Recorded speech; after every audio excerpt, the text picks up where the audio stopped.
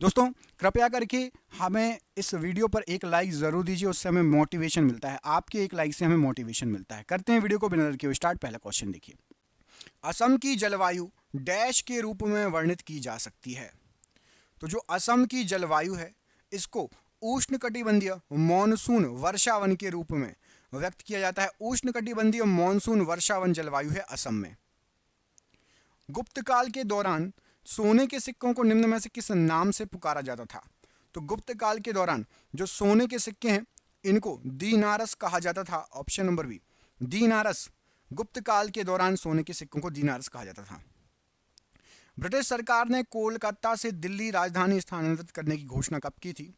तो ब्रिटिश सरकार ने कोलकाता से दिल्ली राजधानी स्थानांतरित करने की जो घोषणा की थी 1911 ईस्वी। ऑप्शन नंबर ए 1911 ईस्वी राइट आंसर है।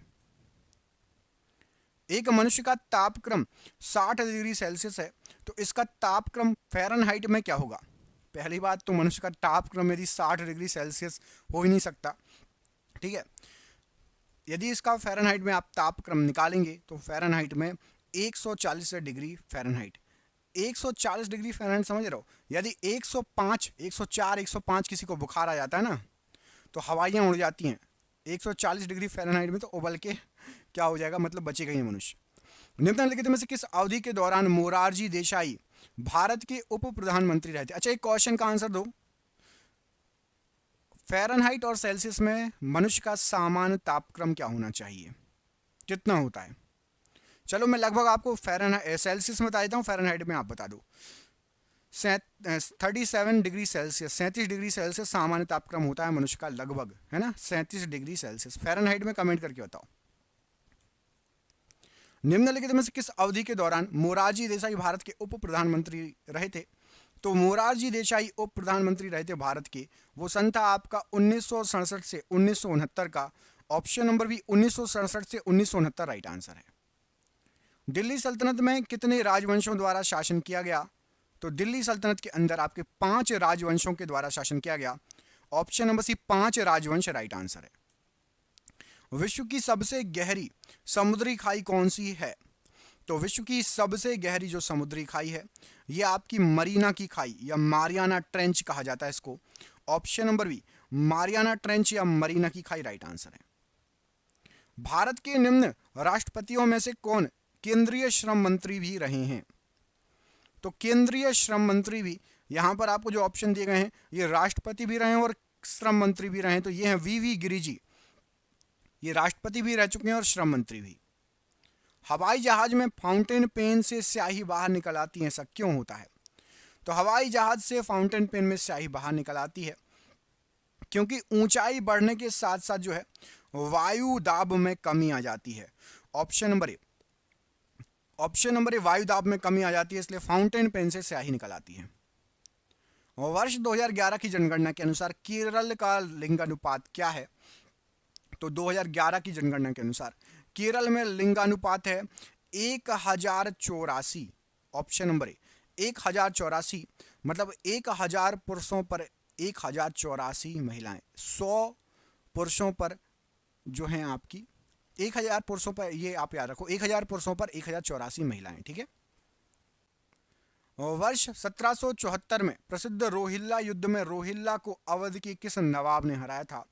तो रोहिल्ला को अवध के शुजा उद दौला ने हराया था। Option number B Shuja ud Daula ने जो है हराया था। यहां पर ऑप्शन नंबर आपका बी प्रश्न के लिए राइट आंसर है। तमिलनाडु में कुडनकुलम परमाणु ऊर्जा संयंत्र किसके सहयोग से स्थापित किया गया। तो कुडनकुलम परमाणु ऊर्जा संयंत्र जो है ये आपका रूस या रसिया के सहयोग से स्थापित किया गया संयंत्र है। ऑप्शन नंबर डी रूस या रसिया राइट आंसर है। अमराबाद टाइगर रिजर्व किस राज्य में स्थित है। तो अमराबाद टाइगर रिजर्व ये आपका आंध्र प्रदेश राज्य में स्थित है। Option number B Andhra Pradesh राज्य राइट आंसर है। पानीपत की तीसरी लड़ाई निम्नलिखित में से किसके बीच में लड़ी गई थी। तो पानीपत की तृतीय लड़ाई मराठा साम्राज्य और दुर्रानी साम्राज्य के बीच में लड़ी गई थी। ऑप्शन नंबर ए मराठा साम्राज्य और दुर्रानी साम्राज्य राइट आंसर है। भारतीय संविधान का निम्न में से कौन सा अनुच्छेद अस्पृश्यता को समाप्त करता है? तो भारतीय संविधान का अनुच्छेद नंबर 17 ये आपका अस्पृश्यता को समाप्त करता है। ऑप्शन नंबर सी अनुच्छेद 17 राइट आंसर है। प्रकाश वर्ष क्या है? तो प्रकाश वर्ष या लाइट ईयर प्रकाश द्वारा एक वर्ष में तय की गई दूरी होती है। ऑप्शन नंबर सी प्रकाश द्वारा एक वर्ष में तय की गई दूरी राइट आंसर हो जाएगा। वह अमेरिकी प्रकाशन जो भारत छोड़ो आंदोलन के समय महात्मा गांधी जी के साथ थे कौन थे? तो वह अमेरिकी प्रकाशन जो भारत छोड़ो आंदोलन के समय महात्मा गांधी जी के साथ थे Lewis Fisher. Option number A Lewis Fisher, option number A यहां पर राइट आंसर है। दाचीगम राष्ट्रीय उद्यान भारत के किस राज्य में स्थित है? तो दाचीगम राष्ट्रीय उद्यान जो है जम्मू कश्मीर में स्थित है। Option number A option number C Jammu Kashmir में दाचीगम राष्ट्रीय उद्यान स्थित है। हल्दी घाटी के युद्ध में किस सम्राट की सेना ने महाराणा प्रताप से युद्ध किया था? तो हल्दी घाटी के युद्ध में अकबर की सेना ने महाराणा प्रताप से युद्ध किया था। ऑप्शन नंबर डी अकबर की सेना ने महाराणा प्रताप से युद्ध किया था। भारत का मृदा सर्वेक्षण किस वर्ष में मृदाओं के वैज्ञानिक सर्वेक्षण के लिए स्थापित किया गया था? तो भारत का मृदा सर्वेक्षण ये 1956 में मृदा के वैज्ञानिक सर्वेक्षण करने के लिए स्थापित किया गया था। वह कौन है जिसने सबसे पहले पृथ्वी की परिधि को मापा? तो वह जिसने सबसे पहले पृथ्वी की परिधि को नापा था वो था आपके एरेटोस्थनीज। ऑप्शन नंबर सी एरेटोस्थनीज प्रश्न के लिए बिल्कुल सही आंसर है। निम्नलिखित में से किसने चार मीनार बनवाई थी? तो चार मीनार का जो निर्माण कराया गया था यहां पर आपको जो ऑप्शन दिए गए हैं ऑप्शन में से राइट आंसर हो जाएगा कुली कुतुब शाह। इन्होंने चार मीनार का निर्माण कराया था। Quli Qutub Shah option number A Charminar का निर्माण करवाया था। अगला क्वेश्चन देख लेते हैं। भारत में राष्ट्रीय खाद्य सुरक्षा अधिनियम निम्न में से किस वर्ष अधिनियमित किया गया? तो राष्ट्रीय खाद्य सुरक्षा अधिनियम यह आपका 2013 में अधिनियमित किया गया। ऑप्शन नंबर ए 2013 इसमें अधिनियमित किया गया राइट आंसर हो जाएगा। निम्नलिखित में से किसका अपवर्तनांक सर्वाधिक है? पानी, कांच, हीरा या ताड़पीन का तेल? तो राइट आंसर हो जाएगा पानी, कांच और हीरे तारपीन के तेल में से हीरे का अपवर्तनांक सबसे अधिक है। ऑप्शन नंबर यहां पर सी हीरा राइट आंसर है प्रश्न के लिए। अकबर ने निम्नलिखित में से किसका निर्माण नहीं करवाया था? निर्माण नहीं करवाया था क्वेश्चन है। तो यहां पर राइट आंसर हो जाएगा अकबर ने हुमायूं का मकबरा बनवाया था, बुलंद दरवाजा भी, जोधाबाई का महल भी बनवाया था। मोती मस्जिद का निर्माण अकबर ने नहीं करवाया है। ऑप्शन नंबर डी में आपको मोती मस्जिद दिख रहा है, इसका निर्माण अकबर के द्वारा नहीं करवाया गया था। बाकी तीनों का निर्माण अकबर के द्वारा करवाया गया था। ठीक है। अच्छा, एक क्वेश्चन आपसे पूछता हूं, कमेंट करके बताइए, जब अकबर राजा बना था तो उसकी आयु लगभग कितने साल थी? जब अकबर राजा बना था तो उसकी आयु लगभग कितने साल की है थी जब मुगल साम्राज्य की जो है उसने संभाला था? कमेंट बॉक्स में कमेंट करके बताइएगा। टिहरी बांध की ऊंचाई लगभग कितनी है? तो टिहरी बांध जो है इसकी ऊंचाई आपका 260.5 मीटर है। Option number C 260.5 metre Tehri बांध की ऊंचाई है। प्रतापगढ़ की लड़ाई में छत्रपति शिवाजी महाराज द्वारा निम्नलिखित में से कौन मारा गया था? तो प्रतापगढ़ की लड़ाई में छत्रपति शिवाजी महाराज ने अफजल खान को मार गिराया था। Option number B Afzal Khan को मार गिराया था राइट आंसर हो जाएगा। भूकंप तरंगों को जिस उपकरण या यंत्र द्वारा रिकॉर्ड किया जाता है उसको क्या कहा जाता है? तो भूकंप के तरंगों को भूकंप सूचक यंत्र सीस्मोग्राफ के द्वारा जो है रिकॉर्ड किया जाता है। ऑप्शन नंबर यहां पर ए सीस्मोग्राफ राइट आंसर हो जाएगा। आकार के अनुसार शुक्र का हमारे सौरमंडल में कौन सा नंबर है? तो यदि आकार के हिसाब से देखें तो शुक्र ग्रह 6वें नंबर पर है। आपको कमेंट करके बताना है कि शुक्र ग्रह दूरी के अनुसार सूर्य से कौन से नंबर पर है? सूर्य से कौन से नंबर पर है शुक्र ग्रह? पहले, दूसरे, तीसरे या चौथे? कमेंट करके बताइएगा। मुगल काल में संस्कृत से फारसी में अनुवादित महाभारत को किस नाम से जाना जाता है? तो मुगल काल में संस्कृत से फारसी में जो अनुवादित महाभारत थी उसको रज़्मनामा कहा जाता है। ऑप्शन नंबर सी रज़्मनामा प्रश्न के लिए राइट आंसर हो जाएगा। वायुमंडल के किस भाग से रेडियो तरंगें परावर्तित होती हैं? तो रेडियो तरंगें वायुमंडल के आयन मंडल भाग से परावर्तित होती हैं। ऑप्शन नंबर यहां पर सी आयन मंडल से रेडियो तरंगें परावर्तित होती हैं। हिमालय की सर्वोच्च चोटी एवरेस्ट की खोज सर एवरेस्ट ने की थी, वे पेशे से क्या थे? तो हिमालय की सबसे ऊंची चोटी एवरेस्ट, सर एवरेस्ट ने इसको खोजा था और वे पेशे से एक सर्वेक्षक थे। ऑप्शन नंबर ए वे पेशे से एक सर्वेक्षक थे, राइट आंसर हो जाएगा। भारत का कौन सा राज्य सेब का सर्वाधिक उत्पादक राज्य है? तो भारत में सेब जो होते हैं, यहाँ पर आपको जो ऑप्शन दिए गए हैं कॉमर्शियल तौर पर सेब होते हैं हिमाचल प्रदेश में सबसे ज़्यादा, ऑप्शन नंबर डी। और कश्मीर में होते हैं आपके क्या होता है? तो केसर होता है कश्मीर में, जो है सबसे अधिक तौर पर केसर होता है कश्मीर में। भारत की जनसंख्या विश्व जनसंख्या का कितना प्रतिशत है?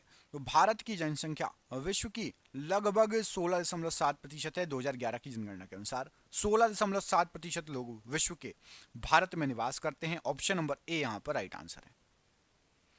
हवाई द्वीप की खोज इनमें से किसके द्वारा की गई थी? तो जो हवाई द्वीप खोजा गया था, जेम्स कुक ने हवाई द्वीप की खोज की थी। यहां पर option number B James Cook प्रश्न के लिए राइट आंसर है। तारों के टिमटिमाने का आंशिक कारण क्या है? तो जो तारे आपके टिमटिमाते हैं उसका आंशिक कारण है आपका वायुमंडल का अपवर्तन। ऑप्शन नंबर बी वायुमंडल का अपवर्तन तारों के टिमटिमाने का आंशिक कारण है। आंतरिक ग्रह किसको कहा जाता है? तो जो आंतरिक ग्रह होता है, सूर्य के निकट के 4 ग्रह, जो सूर्य के पास के 4 ग्रह हैं उनको आंतरिक ग्रह कहा जाता है, याद रखना, ठीक है। आपका बुध हो गया, शुक्र, पृथ्वी और मंगल, ये आंतरिक ग्रह कहलाते हैं, सूर्य के निकट के 4 ग्रह। सूर्य के चारों ओर दीर्घवृत्तीय पथ पर चक्कर लगाती पृथ्वी की औसत वेग कितना होता है? तो पृथ्वी जो चक्कर लगाती है सूर्य की चारों ओर, वो लगाती है 29.8 किलोमीटर प्रति सेकंड की रफ्तार से। 29.8 किलोमीटर प्रति सेकंड की रफ्तार से पृथ्वी सूर्य के चारों ओर चक्कर लगाती है। ईरोस क्या है? EROS। तो जो ईरोस है ये एक क्षुद्र ग्रह का नाम दिया गया है। ऑप्शन नंबर बी ईरोस एक क्षुद्र ग्रह है। ऑप्शन नंबर बी यहां पर राइट आंसर है। सूर्य के सबसे नजदीक का ग्रह इनमें से कौन सा है? तो सूर्य के सबसे नजदीक जो ग्रह है वो ग्रह है आपका बुध ग्रह। ऑप्शन नंबर यहां पर ए बुध ग्रह, ये सूर्य के सबसे नजदीक का ग्रह है। भारत के गंगा के मैदान मतलब इंडो गैंगेटिक में पाई जाने वाली नई जलोढ़ मिट्टी, जिसको एल्यूवियम सॉइल कहा जाता है, और क्या कहा जाता है इसको? तो नई जलोढ़ मिट्टी को और कहा जाता है खादर मिट्टी, याद रखना। खादर मिट्टी नई जलोढ़ मिट्टी कहलाती है। ऑप्शन नंबर यहाँ पर सी खादर मिट्टी राइट आंसर है। सबसे चमकीला तारा इनमें से कौन सा है? यहाँ पर जो आपको ऑप्शन दिए गए हैं, तो सबसे चमकीला तारा आपका है साइरस। ऑप्शन नंबर ए साइरस जो है ये सबसे चमकीला तारा है। सूर्य का निकटतम ग्रह इनमें से कौन सा है? तो सूर्य के सबसे पास बुध ग्रह पाया जाता है। ऑप्शन नंबर सी बुध ग्रह, ये सूर्य के सबसे निकट सबसे पास का ग्रह है। चीन की मुद्रा इनमें से क्या है? तो चीन की मुद्रा राइट आंसर हो जाएगा आपका yuan. Option number B yuan जो है ये चीन की मुद्रा है। लेपचा निम्नलिखित में से किस राज्य के सबसे प्राचीन निवासी हैं? तो लेपचा जो हैं ये सिक्किम राज्य के सबसे प्राचीन निवासी हैं। ऑप्शन नंबर बी सिक्किम राज्य राइट आंसर हो जाएगा। लोकटक झील किस राज्य में स्थित है? तो आपकी जो लोकटक झील है ये आपकी मणिपुर राज्य में स्थित है। ऑप्शन नंबर डी मणिपुर राज्य में लोकटक झील स्थित है। ऑप्शन नंबर डी यहाँ पर राइट आंसर है। मध्य प्रदेश में पचमढ़ी रिजॉर्ट किस पर्वतमाला में अवस्थित है? तो मध्य प्रदेश में जो पचमढ़ी रिजॉर्ट है ये आपका सतपुड़ा पर्वतमाला में पड़ता है। ऑप्शन नंबर ए सतपुड़ा पर्वतमाला में पचमढ़ी रिजॉर्ट पड़ता है। निम्नलिखित में से कौन सी भारतीय नदी पूर्व से पश्चिम की ओर नहीं बहती? पूर्व से पश्चिम की ओर नहीं बहती है। तो देखिए लूनी, नर्मदा और ताप्ती पूर्व से पश्चिम की ओर बहती हैं। कावेरी नदी पूर्व से पश्चिम की ओर नहीं बहती। ऑप्शन नंबर बी कावेरी नदी पूर्व से पश्चिम की ओर नहीं बहती, ये पश्चिम से पूर्व की ओर बहती है, ठीक है। भारतीय जलवायु इनमें से किस प्रकार की जलवायु है? तो आपकी जो भारतीय जलवायु है ये कहलाती है उपोष्ण कटिबंधीय प्रकार की जलवायु। यहाँ पर ऑप्शन नंबर डी, उपोष्ण कटिबंधीय प्रकार की जलवायु कहलाती है भारतीय जलवायु। निम्नलिखित में से कौन सा क्षेत्र हंसावर का सबसे बड़ा प्रजनन स्थल है? तो हंसावर का सबसे बड़ा प्रजनन स्थल यहाँ पर आपको जो ऑप्शन दिए गए हैं कच्छ का रण है। ऑप्शन नंबर ए, कच्छ का रण प्रश्न के लिए बिल्कुल सही आंसर हो जाएगा। संयुक्ता पाणिग्रही किस शास्त्रीय नृत्य शैली की पुरोधा हैं या जुड़ी हुई हैं? तो संयुक्ता पाणिग्रही ये ओडिसी नृत्य की पुरोधा हैं। ओडिसी नृत्य के तौर पर, नृत्यांगना के तौर पर इनको जाना जाता है। ऑप्शन नंबर यहाँ पर डी प्रश्न के लिए राइट आंसर है। भूकंप की तीव्रता तथा उत्पत्ति को रिकॉर्ड करने के लिए प्रयुक्त होने वाला यंत्र क्या कहलाता है? तो भूकंप की तीव्रता को रिकॉर्ड करने के लिए सीस्मोग्राफ का यूज किया जाता है। ऑप्शन नंबर ए सीस्मोग्राफ प्रश्न के लिए बिल्कुल सही आंसर हो जाएगा। अगला क्वेश्चन देख लेते हैं। इसमें पूछा गया कि रबर के उत्पादन में अग्रणी देश कौन सा है? तो रबर के उत्पादन में अग्रणी देश है आपका Thailand. Option number B, Thailand जो है ये रबर उत्पादन में अग्रणी देश है। Option number B. भारत का वह एकमात्र राज्य जो केसर का उत्पादन करता है कौन सा है? तो मैं आपको थोड़ी देर पहले ये बता चुका हूं।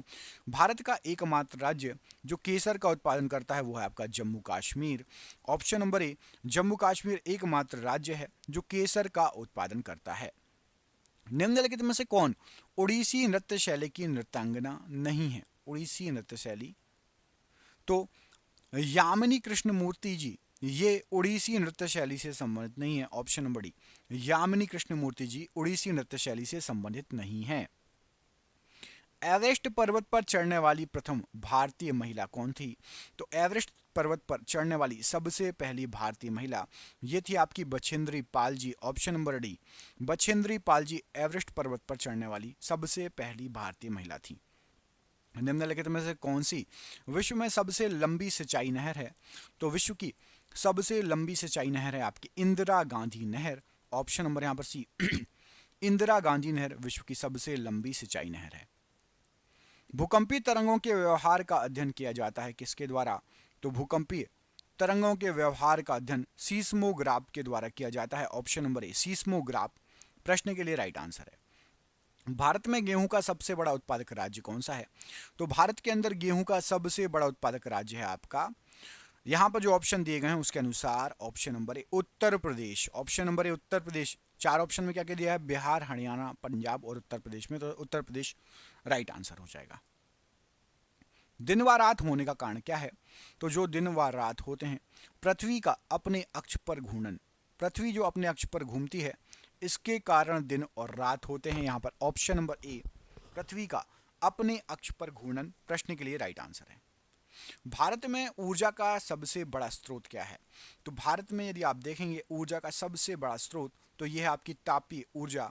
ऑप्शन नंबर यहां पर सी तापीय ऊर्जा राइट आंसर हो जाएगा। और ये आज का आखिरी क्वेश्चन। इसके पहले मैं आपको बता दूं, आप कमेंट करके बताइएगा कि आपके कितने क्वेश्चन 50 में से लगभग सही गए, और क्या आपको ये 50-50 का टेस्ट अच्छा लग रहा है ये भी कमेंट करके बताइएगा। ठीक है, हम आपके कमेंट का वेट करेंगे। आखिरी क्वेश्चन में पूछा गया है निम्न में से कौन सा राज्य वर्ष 2000 में बनाया गया था? तो वर्ष 2000 में यहाँ पर आपको जो ऑप्शन दिए गए हैं उत्तराखंड राज्य, ये उत्तर प्रदेश से अलग होकर वर्ष 2000 में बनाया गया था उत्तराखंड राज्य को। आपके लिए सरप्राइज क्वेश्चन है कि टॉर्च बल्ब विद्युत धारा के किस प्रभाव पर आधारित होता है? कोई चार्जेस नहीं लगता, बल्कि हमें अच्छा लगेगा, ज़्यादा लाइक्स आएंगे तो हम आपको रोज अच्छे अच्छे ऐसे ही क्वेश्चन निकाल के लाएंगे। ठीक है, तो लाइक जरूर कर देना। पहला क्वेश्चन देखिए, इसमें पूछा गया कि बंगाल का पहला विभाजन किस वर्ष में हुआ था? ऑप्शन है 1906, 1903, 4 या फिर 5। तो यहाँ पर राइट आंसर हो जाएगा बंगाल का जो पहला विभाजन हुआ था ना, ये आपका राइट आंसर हो जाएगा 1905 ईस्वी में हुआ था। ऑप्शन नंबर डी पर 1905 ईस्वी लिखा है। ऑप्शन नंबर डी यहाँ पर राइट आंसर है प्रश्न के लिए। दूसरे क्वेश्चन में आपसे पूछा गया है कि भारत की राजधानी पहले थी कलकत्ता, और कलकत्ता से दिल्ली कब स्थानांतरित की गई थी भारत की राजधानी? पहले कलकत्ता राजधानी थी, फिर उसके बाद दिल्ली कब बनाया गया था?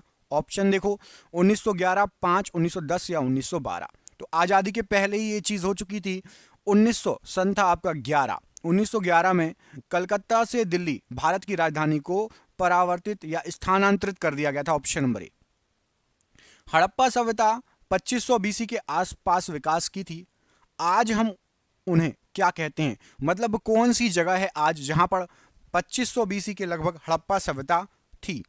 तो यहाँ पर आपको जो ऑप्शन दिए गए हैं उसमें से आपको इतना तो याद होगा कि भारत में तो थी ही, तो पश्चिमी भारत और पाकिस्तान, पहले पाकिस्तान भी भारत का ही हिस्सा था, तो पश्चिमी भारत और पाकिस्तान, ऑप्शन नंबर बी यहाँ पर राइट आंसर हो जाएगा, हड़प्पा सभ्यता थी। ठीक है, ऑप्शन नंबर बी यहाँ पर राइट आंसर है।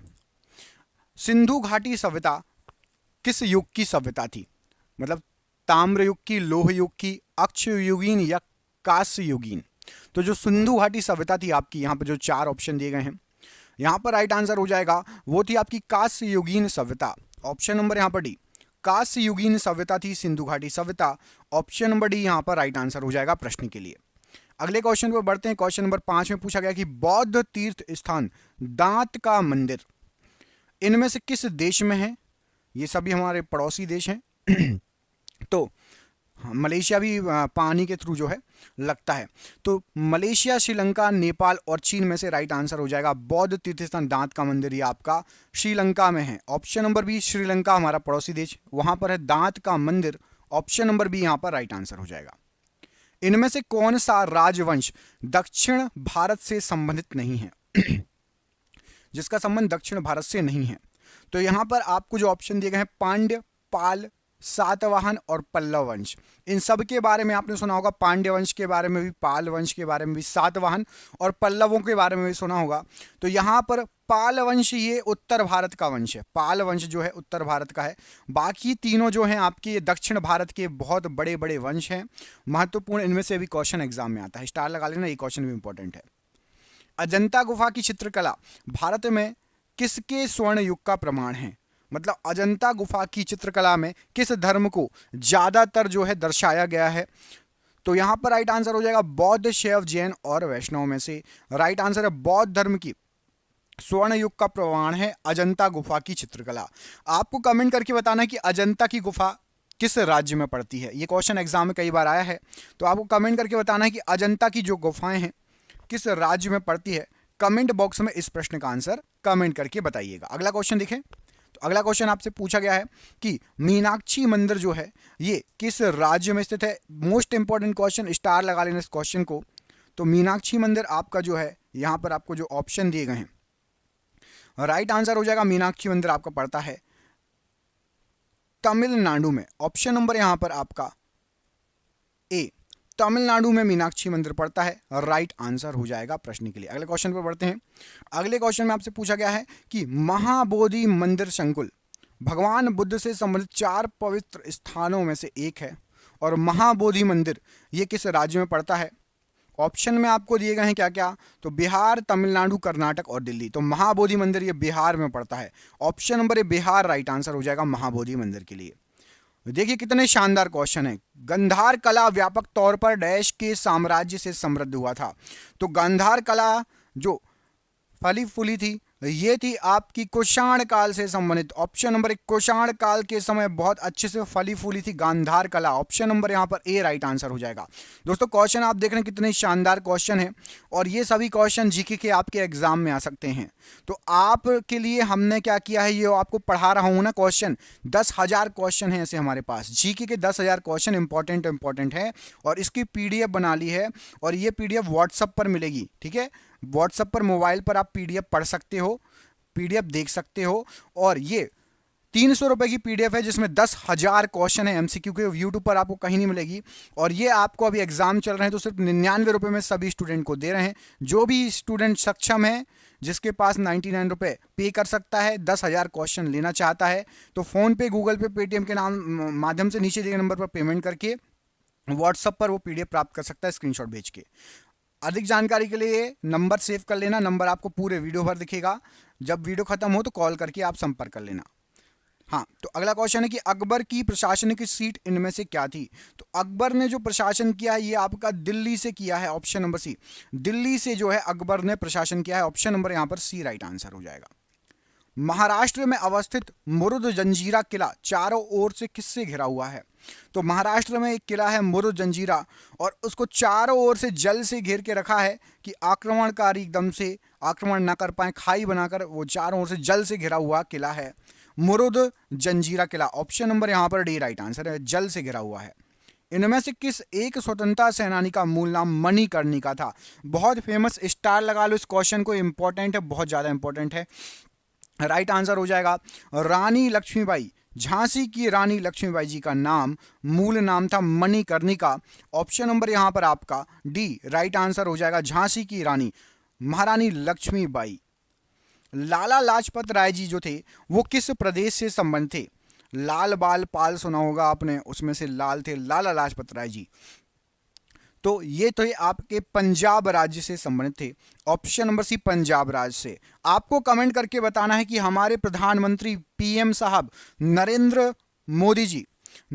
मोदी जी किस राज्य से संबंधित हैं? इस प्रश्न का आंसर देना है।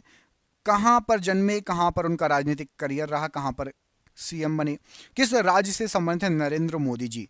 कमेंट बॉक्स में कमेंट करके बताइएगा कि मोदी जी किस राज्य से संबंधित हैं। अभिनव भारत समाज की स्थापना किसके द्वारा की गई थी? तो अभिनव भारत समाज जो बना है, इसकी जो स्थापना है ये की गई थी आपकी, यहां पर जो ऑप्शन दिए गए हैं, जवाहरलाल नेहरू, विनायक सावरकर, महात्मा गांधी जी और भगत सिंह में से विनायक सावरकर जी ने अभिनव भारत की स्थापना, समाज की स्थापना की थी। याद रखना, अभिनव भारत समाज, विनायक सावरकर जी। किस वर्ष दक्षिण अफ्रीका से महात्मा गांधी जी भारत वापस आए थे? तो महात्मा गांधी जी वकील की पढ़ाई, वकालत की पढ़ाई करने गए थे और ये दक्षिण अफ्रीका से वापस आए थे। वो सन था आपका सन 1915। 1915 में महात्मा गांधी जी दक्षिण अफ्रीका से वापस आए थे। नमक सत्याग्रह की महात्मा गांधी के नेतृत्व में किस स्थान से शुरुआत हुई थी? तो नमक सत्याग्रह जो चालू हुआ था, उन्होंने मार्च स्टार्ट किया था साबरमती से, और कहां तक गए थे? डांडी तक, इसलिए उसको डांडी यात्रा भी कहा जाता है। साबरमती से स्टार्ट करके महात्मा गांधी जी डांडी तक गए थे, इसलिए इसको डांडी यात्रा या डांडी मार्च भी कहा जाता है। ये क्वेश्चन भी एग्जाम में पूछा जाता है। अगला क्वेश्चन देखिए, इसमें पूछा गया आपसे कि साइमन आयोग का 1927 में बहिष्कार क्यों किया जाने लगा था? क्यों हो रहा था बहिष्कार साइमन आयोग का?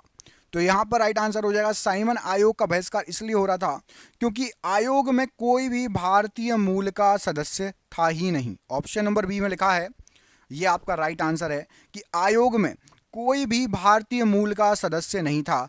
ऑप्शन नंबर यहां पर बी प्रश्न के लिए राइट आंसर हो जाएगा। अगला क्वेश्चन देखिए, किस गवर्नर जनरल के समय भारत का स्वतंत्रता संघर्ष सिपाही विद्रोह हुआ था?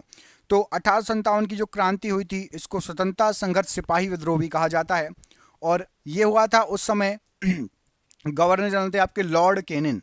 Option number D, Lord Canning उस समय गवर्नर जनरल थे जब आपका 1857 की क्रांति हुई थी, याद रखिएगा। अगला क्वेश्चन देखें, अगले क्वेश्चन में आपसे पूछा गया, देख लेते हैं क्या पूछा गया है। यजुर्वेद में यजुर का अर्थ क्या है? यजुर्वेद में यजुर का क्या अर्थ होता है? जीवन, प्रकृति, बलिदान या सत्य? तो यजुर्वेद में जो यजुर है उसका अर्थ होता है आपका बलिदान। ऑप्शन नंबर सी, बलिदान होता है यजुर्वेद में यजुर का अर्थ। ऑप्शन नंबर यहां पर सी राइट आंसर हो जाएगा, याद रखिएगा। अगला क्वेश्चन देख लेते हैं, अगले क्वेश्चन में क्या पूछा गया आपसे। तो अगले क्वेश्चन में पूछा गया है कि निम्नलिखित में से किस वेद में बीमारियों का उपचार दिया गया है? बीमारियों का उपचार दिया गया है किस वेद में, ये आपको बताना है। तो यहां पर आपको जो ऑप्शन दिए गए हैं, यजुर्वेद, ऋग्वेद, सामवेद या अथर्ववेद। तो बीमारियों का जो उपचार दिया गया है ये आपका अथर्ववेद में दिया गया है। ऑप्शन नंबर यहां पर डी, अथर्ववेद में बीमारियों का उपचार दिया गया है, राइट आंसर हो जाएगा। अगला क्वेश्चन देखिए, प्राचीन काल में अवध को किस नाम से जाना जाता था? अवध जो प्रांत है उसको प्राचीन काल में क्या कहा जाता था? कौशल, कपिलवस्तु, कौशाम्बी या काशी? तो अवध जो है इसको कहा जाता था आपका कौशल। ऑप्शन नंबर यहां पर आपका ए, कौशल राइट आंसर हो जाएगा। प्राचीन काल में अवध को कौशल कहा जाता था, राइट आंसर है। प्रसिद्ध बृहदेश्वर मंदिर डैश में स्थित है? तो जो बृहदेश्वर मंदिर आपका है ये आपका राइट आंसर हो जाएगा तमिलनाडु में स्थित है। Option number B, Tamil Nadu right answer है। तमिलनाडु स्थित महाबलीपुरम में स्मारकों का समूह किसने निर्मित किया था? तो महाबलीपुरम ये आपका विश्व विरासत, यूनेस्को की विश्व धरोहर सूची में भी शामिल है। तो महाबलीपुरम के बहुत क्वेश्चन बनते हैं। ये पल्लवों के द्वारा निर्माण कराया गया था। सप्तरथ मंदिर पूछा जाता है कहां पर है, तो सप्तरथ मंदिर भी महाबलीपुरम में है। तो ये कुछ क्वेश्चन है महाबलीपुरम से संबंधित, अच्छे से याद कर लेना। कांचीपुरम में कैलाश नाथम मंदिर का निर्माण किसके शासनकाल में हुआ था? तो कांचीपुरम में कैलाश नाथम जो मंदिर बना था, पल्लवों के समय बना था। ऑप्शन नंबर यहां पर सी, पल्लव वंश के समय बना था। कितने शहरों में महाराजा जयसिंह द्वितीय ने जंतर मंतर का निर्माण कराया था?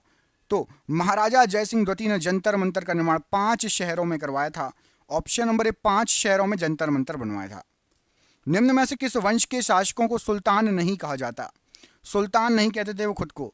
तो जो मुगल वंश के शासक थे खुद को सुल्तान नहीं कहलवाते थे। लोधी, खिलजी और तुगलक वंश वाले शासक अपने आप को सुल्तान कहलाते थे। मुगल वंश वाले सुल्तान नहीं कहलवाते थे अपने आप को।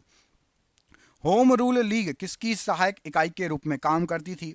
तो याद रखिएगा, स्टार लगा लो, मोस्ट इंपॉर्टेंट।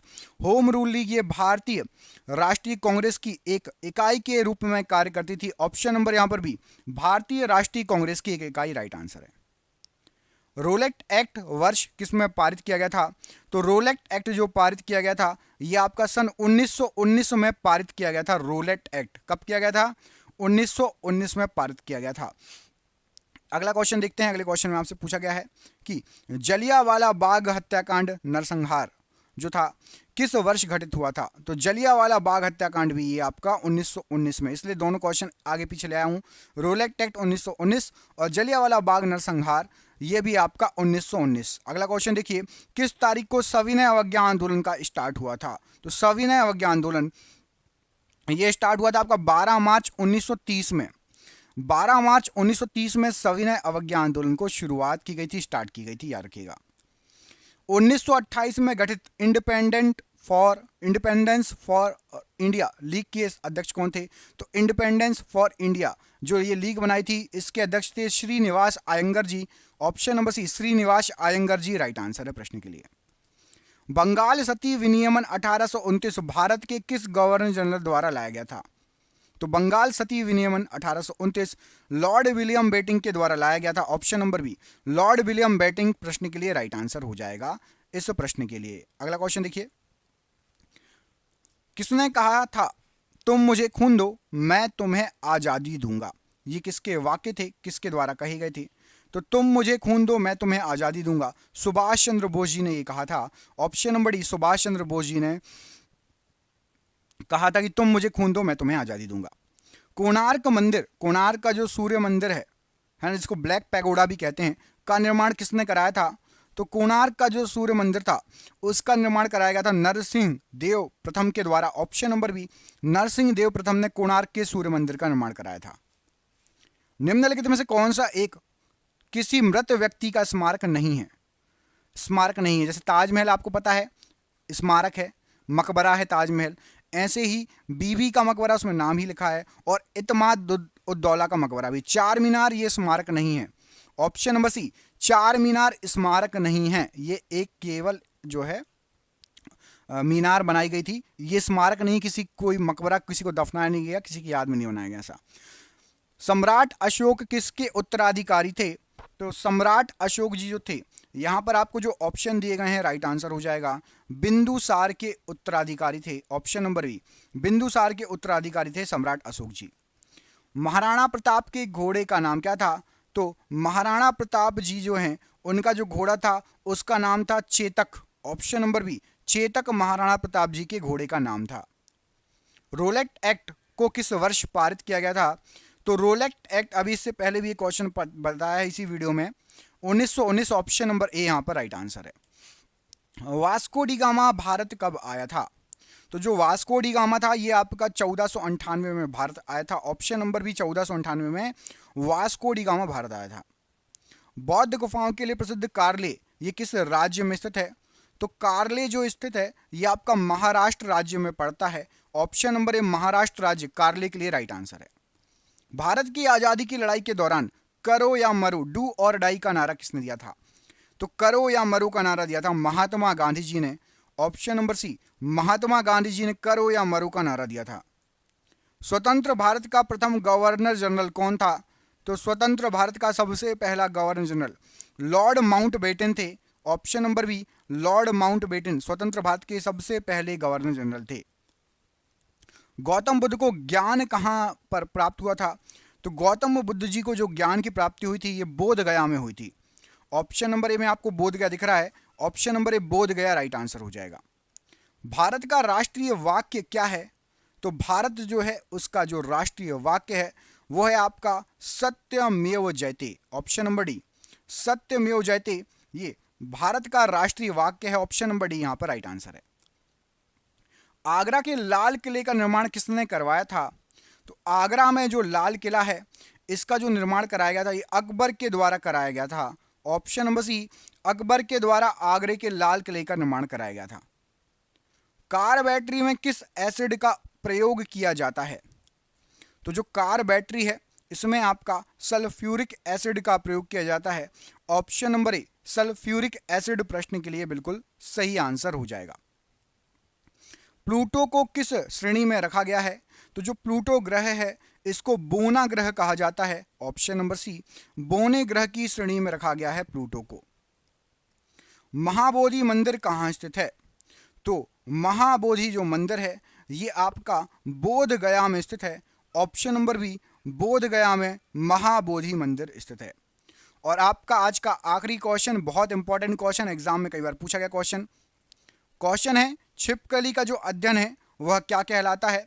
तो छिपकली का अध्ययन जो कहलाता है राइट आंसर हो जाएगा हर्पेटोलॉजी कहलाता है। ऑप्शन नंबर बी, हर्पेटोलॉजी ये छिपकली का अध्ययन कहलाता है। ऑप्शन नंबर बी यहाँ पर राइट आंसर हो जाएगा। आपके लिए सरप्राइज क्वेश्चन है, इस प्रश्न का आंसर कमेंट बॉक्स में कमेंट करके आपको बताना है कि जो पेस मेकर है उसका संबंध इनमें से किससे है? किडनी से, यकृत से, रक्त से या हृदय से? पेस मेकर का संबंध किससे है? कमेंट बॉक्स में इस प्रश्न का आंसर कमेंट करके आप